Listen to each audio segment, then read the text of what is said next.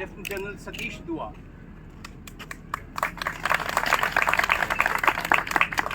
PVSM is UYSM, SM and VSM. I think that is correct. He had an illustrious career in Indian Army, making invaluable contribution to the nation and to the Indian Army in particular at very critical juncture.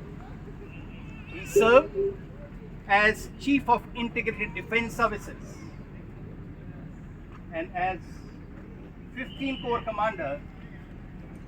He was the mastermind of Uri surgical strike in September 2016. He has been Colonel of the Regiment of Jammu and Kashmir Light Infantry. Just mentioning few of his achievements, the list is long. But what I need to mention at this point is that it is his consistent and great initiative and a concerted efforts which actually made all the difference in pursuing this project. And who have left us. Almost a dream of 20 years plus is getting fulfilled today. It was in early 2000s that somebody dreamt of having an institute where we can have everything in one place. That was the CSD canteen, the community hall, a welfare center, and also a vocational center, as well as medical facilities and guest rooms. So this was a dream of Prevention General Narayan, and he was the pioneer in spearheading this project. So they made a case and went to command, Western Command, for getting us this project sanctioned. So Western Command said, okay, let's get a piece of land first from Huda. So they took up a case, got a land of 2 acres where we are sitting here at a cost of 2.9 crores in the month of March 2006. Thereafter, we pursued, give us the statement. They made a statement of case, Western Command, for incorporating all these institutes. This was costing around 555 lakhs, which they forwarded to Army headquarters, to QMG's branch, and they say work come up. And without your guidance, all the seniors have guided me. Without guidance, we are not able to take out the work from the Huda. And then now, under the able guidance of Chief Engineer Sir, we are able to conclude the contract and we are able to accept it. As you have seen, as already told the sir, the CA was approved, Adam approval was given in the year of 2019 with the amount of 404 lakhs. Then after considered amount of time has been taken by the Huda, by several approvals, now finally in the year of 2025, on 28th April, we are able to conclude the contract and we are able to commence the work. And this is the day we can say we must ensure that after within a 4 to 5 days we are able to do this ceremony. We all sit. This is the main complex we are making. As we are moving here, sir, this is our building. The SBS oriented near the orange flag is the yellow flag is reflect the end points of these buildings. So then these are the BNR services as well as ENM services. For this purpose, we are going to provide. So for this building, you can see on the last point we are taking over the electricity from the state, sir. So we are able to provide. Where's the station commander to come in? Yeah, station. आप सबको बहुत बहुत बधाई, many congratulation.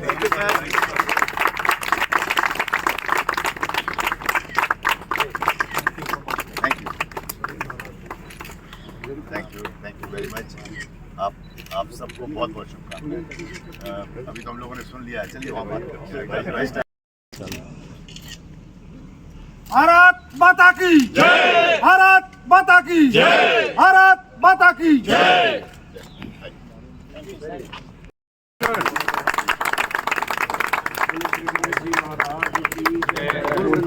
Bihari लाल की जय।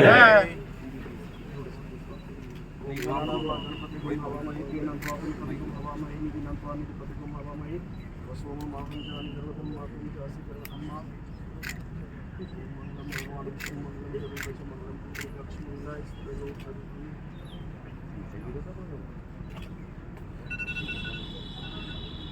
Any schedule not timely manner. कोई बात नहीं।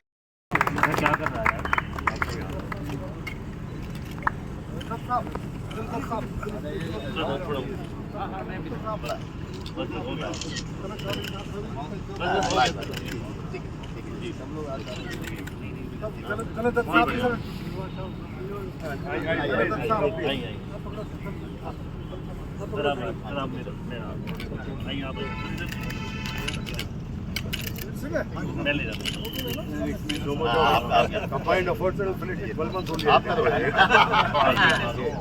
सर आपके हिसाब से ज़्यादा। मेरे को आपको मैं छोटा सा एक इतिहास बताता हूँ। देख लेता हूँ यार। Somewhere in 2001 or 2 मैं एक बार यहाँ आया। मैं तो फरीदाबाद में रहता हूँ, 29 सेक्टर में हमारा घर है। आजकल आपको रिटायरमेंट आया फिर गाँव, बट अदरवाइज घर यहाँ है। आप में से कुछ जानते होंगे, एक ब्रिगेडियर चंदन सिंह थे। हाँ सर, पनहेरा गाँव। पानीपत पनहेरा गांव से हाँ, वो 14 सेक्टर में रहते थे। 15 में, ओके, मे भी 15 में। 14-15 में मैं थोड़ा मिक्सअप हो रहा हूँ। वो मेरी यूनिट के पहले सीओ थे, कमांडिंग ऑफिसर थे। 1948 में पुंछ में मेरी बटालियन खड़ी हुई, तो मैं उनसे मेरा मुलाकात थी, आना जाना था, छुट्टियों में आता था तो उनके पास जाता था। एक बार गया तो एक बिल्डिंग थी, आई थिंक हाउस नंबर 100 या 96 कुछ था, I may be wrong about the address, 15 sector में। वो DSO, एक बार वो मुझे ले गए, दैट वाज द DSY, उन्होंने नाम DSY दिया हुआ है। आप में से कुछ लोगों को पता होगा। 11 पे था, वो आपस में पूल करके दे रहे थे, कुछ सरकार से नहीं। I was colonel that time. फिर जब मैं ब्रिगेडियर बना, ये हुआ, उनसे बातचीत हुई, वो चल बसे थे जब मैं कर्नल था, at the age of I think 94-95। But तब से ये चल रहा था। और एक बार मैंने जनरल नारंग से जब मुलाकात हुई तो जनरल नारंग को, when I was a major general, तब मैंने कुछ सजेस्ट किया कि सर इनको पहले अलग अलग करते हैं प्रोजेक्ट। तो I just wanted to tell you, बाकी आपको इतिहास बता चुके हैं, I am not getting into details, but I just want to tell you that the journey started much before that, in thought, in mind. और जब मैं मेजर जनरल था, I was ADG procurement and I interacted with PMG branch. तो फिर मैंने general Narang को suggest किया कि सर पहले इनको अलग अलग करते हैं, अप्रूवल ही नहीं हुई, तो हमने पहले अलग अलग किया, यानी कैंटीन अलग, वो अलग, और हमने DSY का नाम निकाल के कम्युनिटी सेंटर बनाया, रेस्टिंग प्लेस। अदरवाइज DSY के नाम से people were getting this thing ना, officers club, it is meant for everybody also, now we have different layers. So that was the idea, and by God's grace I came back after commanding the corps. I came here as Chief of Integrated Defence Staff. उस समय CDS नहीं था, so when I requested, आप आए थे, I remember you were there, General Naran, God rest his soul, and one more gentleman was there, I remember. हाँ, तो हम लोग वहाँ पे मिले, and then we started this. बाकी आपको सब बता चुके हैं। I had the proud privilege of constructing the national war memorial as chief of integrated defence staff. आप में से किसी ने देखा होगा इंडिया गेट पे जो नेशनल वॉर मेमोरियल है, आई कंस्ट्रक्टेड, मतलब in my appointment as chief of integrated defence staff.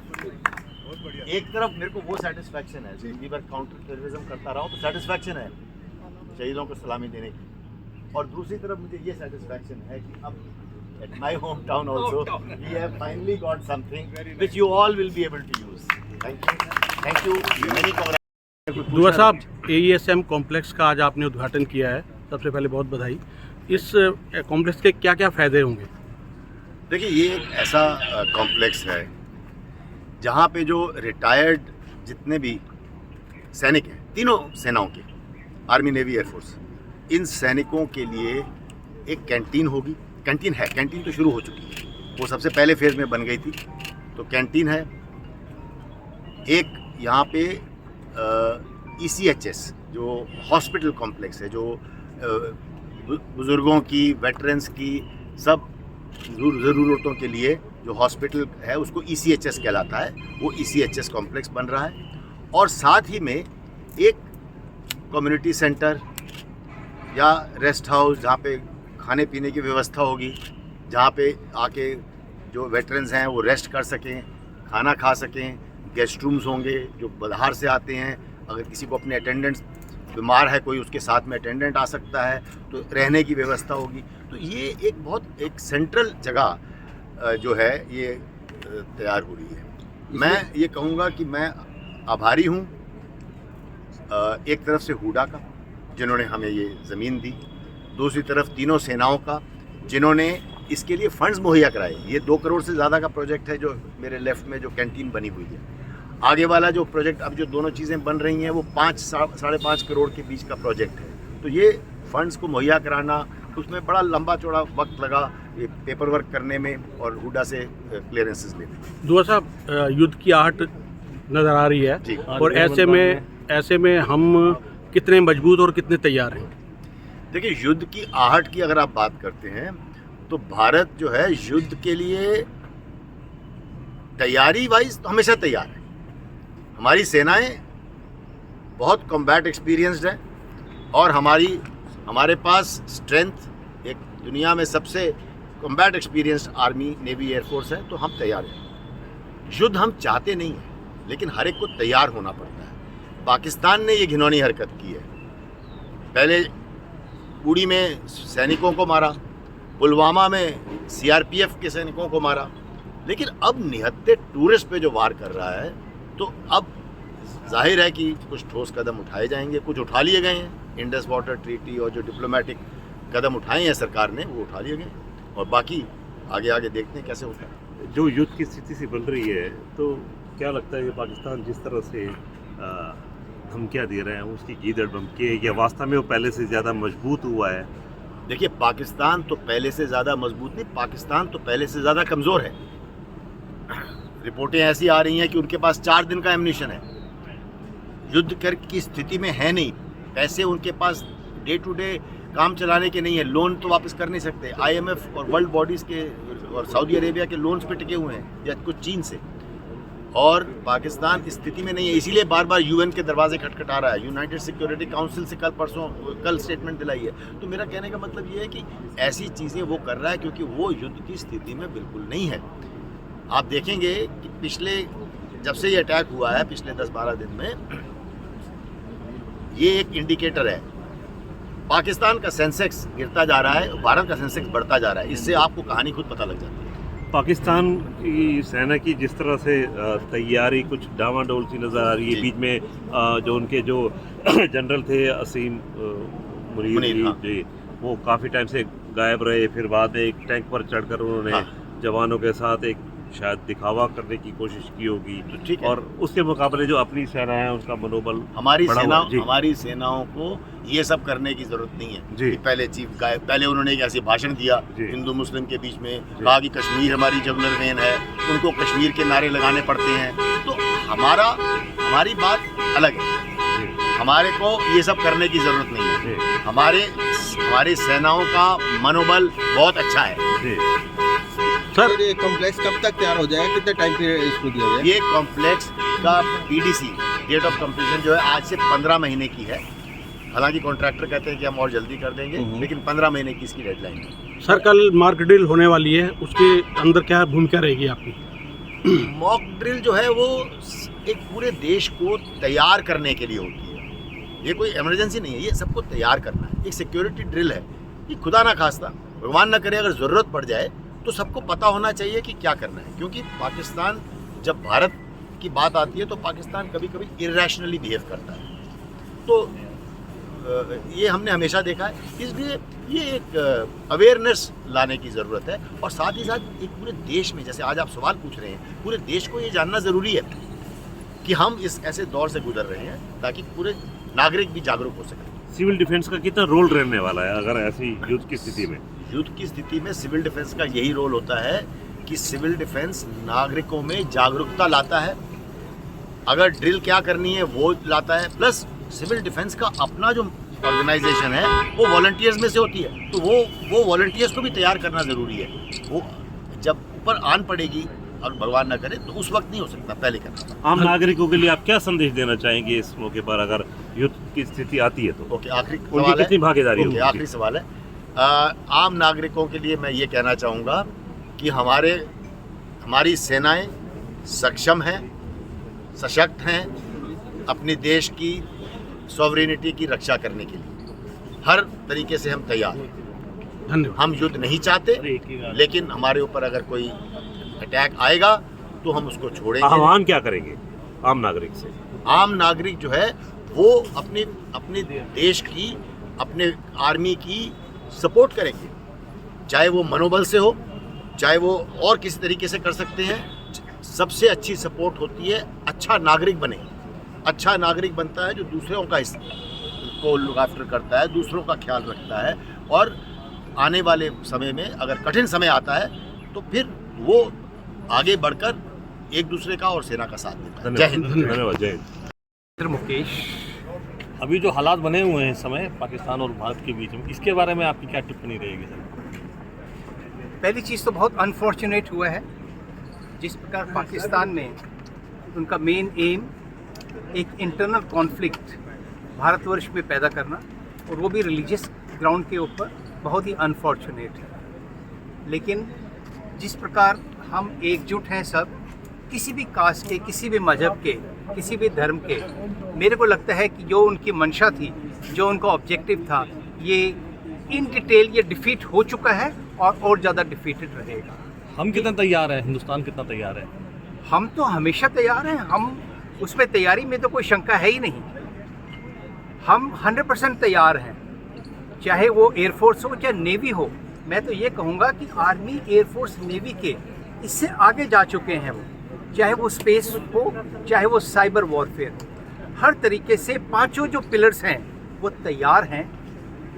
जो भी दुश्मन हो उसकी मंशा, उसके उद्देश्य को डिफीट करने के। और जो परमाणु बम की बात करता है पाकिस्तान, परमाणु उसकी बम क्या जो स्थिति होता है ना, मैं बताऊं आपको, ये परमाणु बम ये कहने के लिए होता है। परमाणु बम एक वेपन ऑफ डेटरेंस है। कोई भी कंट्री, कोई भी देश परमाणु बम से ना तो वॉर शुरू करता है। आपने देखा 1945 के बाद कभी परमाणु बम की कोई इस्तेमाल नहीं हुआ है। ये सिर्फ डराने, धमकाने या वेपन ऑफ डेटरेंस है। लेकिन अगर ऐसा आ जाता है सिचुएशन जबकि वो परमाणु बम, चाहे वो टैक्टिकल रूप में भी उसको इस्तेमाल करे, तो भी हम उसको झेलने के लिए और उसका काउंटर के लिए पूर्ण तत्पर हैं और तैयार हैं। आप देखो हमारी ज्योग्राफिकल डेप्थ, हमारी न्यूक्लियर आर्सेनल की तैयारी उससे बहुत ज़्यादा है। इसीलिए किसी प्रकार का कोई शंका नहीं, कोई डरने की तो बात है ही नहीं। और वो चीज़ हमको नहीं भय क्रिएट कर सकती कि हम क्योंकि न्यूक्लियर बॉम्ब है इसीलिए हम डरे रहे। नहीं, हम उससे ज़्यादा तैयार हैं, हम उससे ज़्यादा केपेबल हैं। तो ये मैं कहना चाहूँगा न्यूक्लियर। धन्यवाद। Thank you very much.